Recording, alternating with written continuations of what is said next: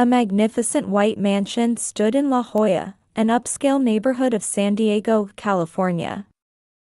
In a room on the second floor, April Williams let out a quiet sigh. Through the window, she could see the sun setting over the Pacific Ocean. Usually, this beautiful scenery would soothe her soul, but today it felt somehow empty. Rising at 5 a.m. to head to the hospital, working 12-hour shifts, and then coming home to tackle household chores, that was her daily routine. Yet April never complained. She found fulfillment in her work as a nurse, and more than anything, she wanted to be accepted as a member of this family. Working late again? April turned to find her mother-in-law, Patricia, giving her a cold stare. Patricia stood elegantly with her arms crossed, wearing a gray twin set and pearl necklace. Her perfect appearance made her look like the quintessential wealthy, suburban housewife. "I'm sorry. We had a critical patient admitted today." "Well, I suppose that's to be expected. You're just a nurse, after all." Patricia's words always carried a tone of contempt. As a former high school teacher, she clearly viewed nursing as beneath her station. The designer handbag on the table spoke volumes about her upper-class consciousness. April was 32, a veteran nurse of 7 years at San Diego General Hospital.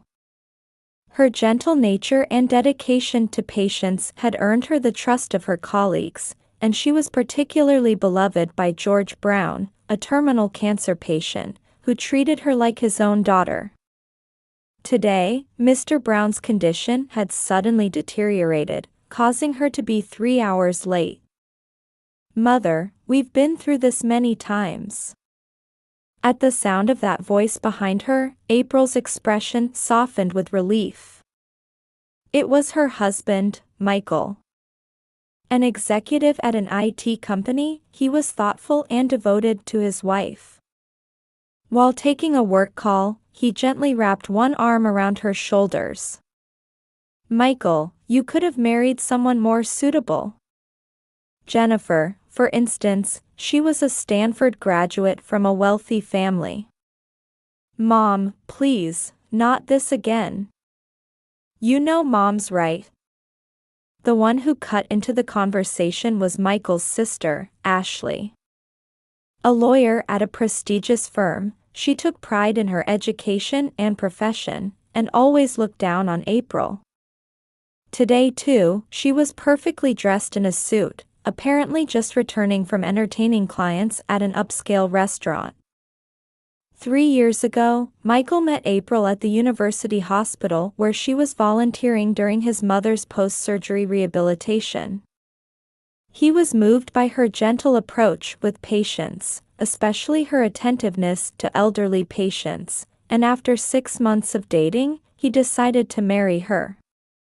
However, Patricia and Ashley were strongly opposed from the start. "The idea of a mere nurse becoming part of our family is ridiculous. You should find someone more suitable. Think about our social standing." They married despite such opposition. 2.5 years had passed since then. April worked long hours as a nurse from early morning until late at night, while perfectly managing household chores on her days off, always mindful of her mother-in-law and sister-in-law. Cooking, cleaning, laundry, everything was done impeccably, yet the two women's criticism remained harsh. She was particularly concerned about George Brown, the terminal cancer patient. A wealthy bachelor, he doted on April like she was his own daughter. During daily treatments, April was especially gentle with him, providing massages to ease his pain and offering emotional support, never failing to show the utmost consideration. "So, you'll be late again tonight?" Ashley asked in a malicious tone. Swirling an expensive wine glass, her gaze was sharp and cold. "Yes, Mr. Brown's condition isn't good. Oh. Serving a wealthy elderly man? How clever. Hoping for an inheritance, are we? Michael frowned at those words, but April maintained her usual gentle smile. In her heart, she still hadn't given up hope of building a good relationship with her family. Even if every day felt like a trial, she believed that someday they would come to understand each other. That night was colder than usual. When April returned from the hospital, an unusual tension hung in the living room. On the table sat a half-empty bottle of expensive wine. Patricia and Ashley's expressions, as they sipped their wine, held a sort of cruel pleasure. "Welcome home, April," Patricia's voice rang unusually shrill. Standing before the large fireplace in the living room, her mother-in-law swirled her wine glass and began speaking in a tone that sounded like delivering a verdict. "My daughter is coming home. You useless daughter-in-law need to leave immediately." Those words struck April's heart like a whip. However, maintaining the composure she'd developed as a nurse, she replied quietly. "But this is our home. Someone from the lower class like you has no right to live in this house." Ashley cut in, approaching with her expensive heels clicking on the hardwood floor. "I graduated from a top university and I'm a lawyer. It's only natural that I return to my family home." "That's right. Ashley is more suitable," Patricia agreed. "Besides, you're both young, you can live anywhere, right? Why don't you go to a hotel?" "Right, Mom?" Ashley's voice carried obvious mockery. Just then, the sound of the front door opening echoed through the house. Michael had returned from work. "I'm home. What's going on here?" Noticing the strange atmosphere, Michael immediately rushed to April's side. "Michael, let me explain." Patricia turned to face her son. "Ashley has decided to get divorced. From now on, she'll be living here with me." "What?" Michael's voice trembled. "In other words, you two need to leave," Ashley said coldly. "This is ridiculous." Michael protested vehemently. "There are plenty of rooms in this house. Why do we have to leave?" "I own this house, Michael," Patricia declared triumphantly.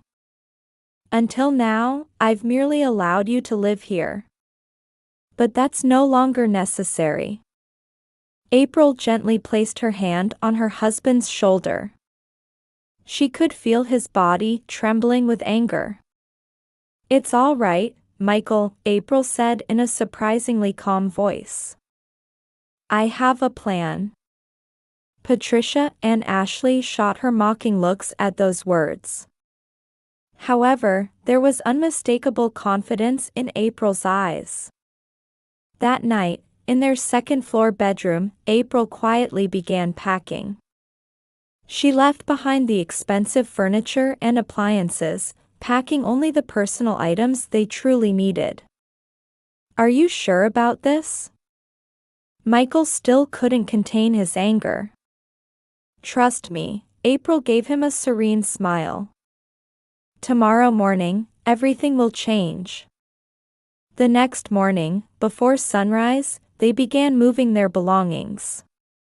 Patricia and Ashley watched coldly from the second-floor windows. "Goodbye." April stood at the entrance and bowed deeply. "Thank you for everything." Patricia's eyes widened involuntarily at the sight.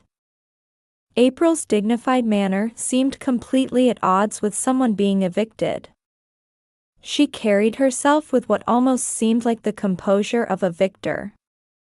Michael's luxury SUV quietly drove away from the upscale La Jolla neighborhood. In the passenger seat, April checked the navigation on her smartphone, directing them to their next destination. After about 15 minutes, the car arrived at a residential area on a hill overlooking the ocean. There stood a mansion so magnificent that it would make anyone stop and stare. "This is our new home," April's voice was filled with quiet joy. Michael was speechless as he gazed up at the magnificent mansion before them.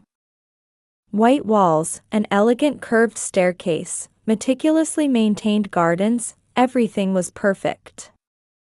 "April, this is..." "I'll explain. But first, let's go inside." April entered the security code at the gate. The heavy iron gate opened silently. As Michael watched his wife's back, he pondered. His always gentle and modest wife had been keeping such a big secret. And on the morning they were supposed to be evicted, they were instead heading to a new home like returning victors. No one could have predicted this turn of events. Standing at the mansion's entrance, April took a deep breath.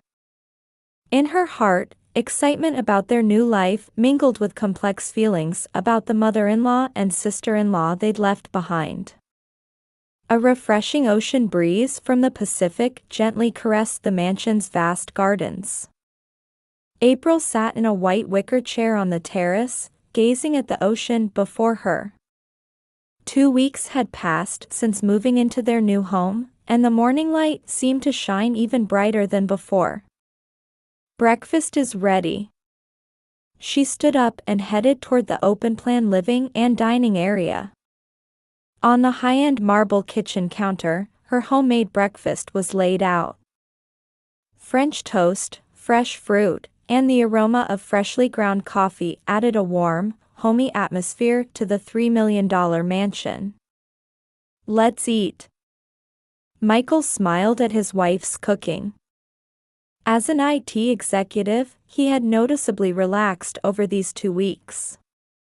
The mansion's interior exuded refined luxury. The large windows in the living room offered a panoramic ocean view, with elegant Italian luxury sofas perfectly arranged. The wine cellar was stocked with carefully selected wines, and Michael's beloved car was already parked in one of the 4-car garage spaces. "I still can't believe it," Michael said, sipping his coffee. "That you had such an amazing house prepared." April smiled gently. The spacious layout featured an independent kitchen, living room, and 2 bedrooms. It was meant to be a place where the whole family could live happily together. "Look," April pointed out the window. People from neighboring luxury homes were enjoying their morning walks. "Everyone has accepted us naturally." Indeed, life in this upscale neighborhood had been smoother than expected. The Johnsons next door had already invited them to a barbecue party in their garden, and they'd become friendly with the Andersons across the street through charity events. "Will you continue working as a nurse?" Michael asked, sounding slightly concerned. "Of course," April answered without hesitation. "Being a nurse isn't just a job for me." And just then, the entrance intercom rang. The security camera showed 2 familiar figures, Patricia and Ashley. Their appearance had changed remarkably in just 2 weeks. Their expensive designer clothes were gone, replaced by slightly worn casual wear. Ashley's perfect makeup was minimal now, and Patricia's hair wasn't as well styled as before. "I'll let them in," April quietly stood up. As the mansion's heavy door opened, her once proud mother-in-law and sister-in-law seemed to have shrunk, looking like different people entirely. "Please come back. Please." Patricia's voice had lost its former dignity. "We were wrong." Ashley pleaded through tears. April's heart ached at their condition. What had happened to them during these 2 weeks? Please, come in. April gently invited them inside. Led into the mansion's living room, the 2 women's eyes widened at its luxury. They stood speechless, particularly struck by the Pacific Ocean view from the terrace. Please sit down. I'll make some tea. While preparing tea in the kitchen, April reflected on their transformed appearances. Patricia's designer handbag was gone, and Ashley's rings were missing. We sold the house, Patricia began in a trembling voice. But it sold for much less than expected, only $350,000. And yet we have $500,000 in debt. April quietly served the tea. The fine English bone china cups made a subtle sound. April began speaking slowly. This house has a spacious first floor that can function as an independent living space. Originally, I intended for us all to live here together. Patricia and Ashley caught their breath at these words. But you threw us out of that house. April's voice carried no accusation, just a quiet statement of fact. Michael's expression showed surprise at his wife's words. So this mansion had such a plan. And now, those who had evicted them were here seeking help. What irony. The ocean breeze stirred the terrace curtains. That gentle movement brought a slight shift to the frozen atmosphere. A heavy atmosphere hung in the mansion's living room. Through the large windows, the setting sun over the Pacific cast an orange glow that softly illuminated the interior. April quietly sat down before Patricia and Ashley. Would you tell me everything? April's voice was soft yet firm. Patricia, having lost her former dignity, held her teacup with trembling hands. Without her luxury brands, wearing off-the-rack clothes from a department store, she looked almost costumed. I'll tell you everything, Ashley sighed deeply. Her eyes were red and swollen from exhaustion and tears. My divorce, it was because of my affair. Michael drew in a sharp breath at this confession. It was with a client's husband. A senior executive at a major corporation. I was attracted to him. Ashley's voice trembled. But everything came out. His wife filed a lawsuit. The law firm wouldn't protect me. The fireplace in the living room crackled softly. Its flames cast flickering shadows on Ashley's face. I also have something to confess, Patricia began in a thin voice. I got involved in stock trading and accumulated $500,000 in debt. Designer brands, luxurious meals, flashy lifestyle.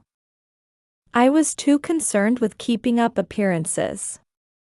A tear rolled down Patricia's cheek. We threw you out because I thought we could sell the house to pay off the debt. But the house only sold for $350,000, Ashley continued. The real estate agent said it would sell for more. April quietly stood up and walked to the large window. The sun was about to set over the ocean. With this beautiful scene as her backdrop, she began speaking calmly. Actually, I have something to tell you too. Her voice momentarily froze the air in the room. This house was bequeathed to me by George Brown. Michael exclaimed in surprise. The wealthy businessman? April nodded with a gentle smile.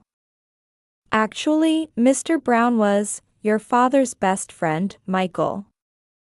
Patricia's eyes widened at these words. During the 6 months I was his nurse, Mr. Brown told me many stories. April lowered her eyes, as if remembering. Father's best friend? Michael's voice trembled. Yes. They were best friends since college and started a business together. But after your father passed away young, Mr. Brown remained single and decided to leave the majority of his fortune to his best friend's son's wife, meaning me. A deep silence fell over the room. But why did you keep quiet? Michael asked, looking confused. Mr. Brown's will specified that it should be kept secret until the inheritance was finalized. April smiled apologetically. Also, I didn't want to show off. I wanted to build genuine family bonds. Patricia suddenly broke down crying. How foolish were we? Her shoulders shook violently. Obsessing over family background, social status, such pointless pride. Ashley also began crying openly. I bragged about my elite university and being a lawyer, but in the end, I had an affair, got divorced, and lost my job. I'm the one who's truly lower class. April slowly approached the two women and gently placed her hands on their shoulders. This is our home. Her voice was warm yet firm. We'll respect each other's privacy and minimize interference. We'll help with the debt repayment. But promise me you'll never look down on us again. As the sunset light painted the room red, Patricia and Ashley offered sincere words of apology. At that moment, small tears glistened in April's eyes too. They weren't tears of hatred or triumph, but pure relief. The first floor is ready anytime. April stood up and took their hands. Shall we make dinner together as a new beginning for our family? Michael watched his wife's back, filled with deep emotion. Her forgiveness, strength, and depth of love, these were the priceless treasures that Mr. Brown, his father's best friend, had recognized in her. The sunset reflected in the mansion's windows gradually faded. There, a new form of family was quietly but surely being born. The large family life that April had dreamed of was finally becoming reality, after unexpected trials and detours. That night, the sound of conversation and laughter from the kitchen marked a small but definite first step toward this house becoming a true home.